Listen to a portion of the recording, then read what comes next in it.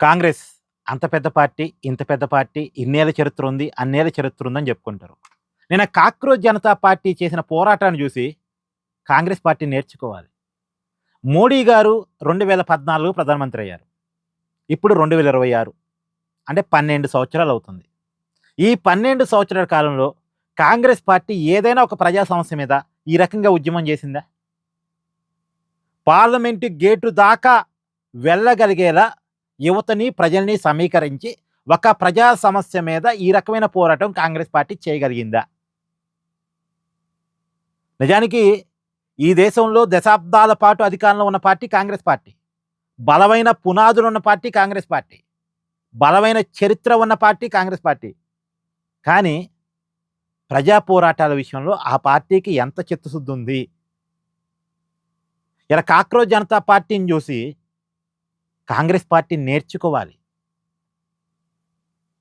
రాహుల్ గాంధీ కనీసం వాంగ్‌చుక్ ఆమరణ దీక్ష చేస్తుంటే వెళ్లి పరామర్శకు కూడా పోయింది లేదు.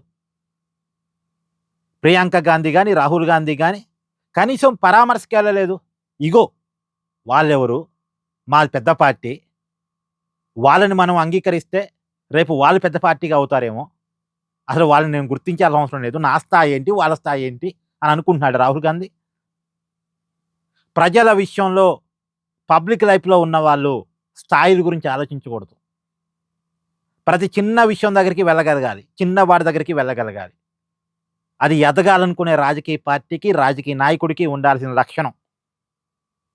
శ్రామికుడి దగ్గరికెళ్ళాలి, కార్మికుడి దగ్గరికెళ్ళాలి, విద్యార్థి దగ్గరికెళ్ళాలి, యువకుడి దగ్గరికెళ్ళాలి, రైతు దగ్గరికెళ్ళాలి, వాళ్ళ సమస్యల మీద పోరాటం చేస్తున్న వాళ్ళ దగ్గరికెళ్ళాలి. వాళ్ళ పట్ల తమ సానుభూతిని, వాళ్ళ పట్ల తమ కమిట్మెంట్‌ని ఎప్పటికప్పుడు చూపించుకుంటుండాలి. కానీ వెళ్ళలేదు రాహుల్ గాంధీ, ప్రియాంక గాంధీ. కాంగ్రెస్ పార్టీ తరపున కొంతమంది ప్రతినిధులు పోతే పోయి ఉండొచ్చు కాక. కాదు కదా! రాహుల్ గాంధీ వస్తే అది వేరు కదా! సరే, అది అక్కడికి వెళ్ళలేదు, పక్కన పెట్టండి. మరి కాంగ్రెస్ పార్టీ ఏమైనా పోరాటం చేసిందా సెపరేట్‌గా?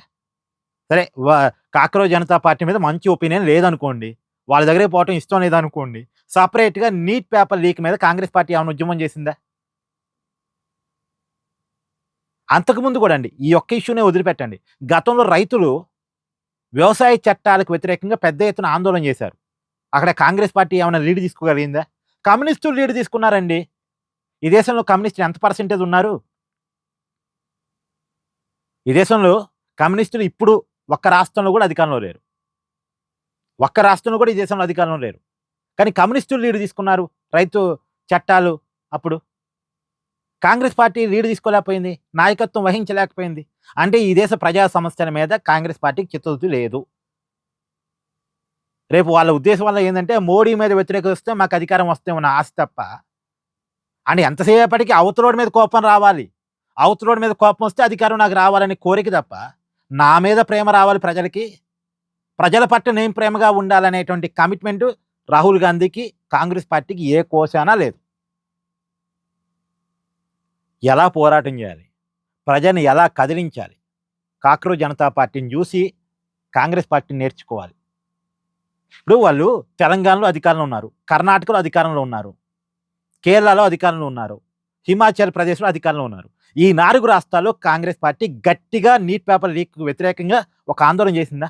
వాళ్ళే అధికారంలో ఉన్నారు. బలమైన పార్టీ అక్కడ వాళ్ళు. కేంద్ర ప్రభుత్వానికి వ్యతిరేకంగా గట్టిగా ఒక మాట మాట్లాడారా అక్కడ ఉన్న సీఎంలు? ఒక ఉద్యమం చేశారా అక్కడున్న క్యాబినెట్ మంత్రులంతా కలిసి? తెలంగాణలో రేవంత్ రెడ్డి గారు, కాంగ్రెస్ మంత్రులంతా కలిసి ఒక దీక్ష చేశారా కనీసం? సో, బాధ్యత లేని పార్టీలు. ప్రజల పట్ల బాధ్యత లేని పార్టీ కాంగ్రెస్ పార్టీగా కనపడుతుంది. బాధ్యత లేని పార్టీ, బాధ్యత లేని నాయకులు.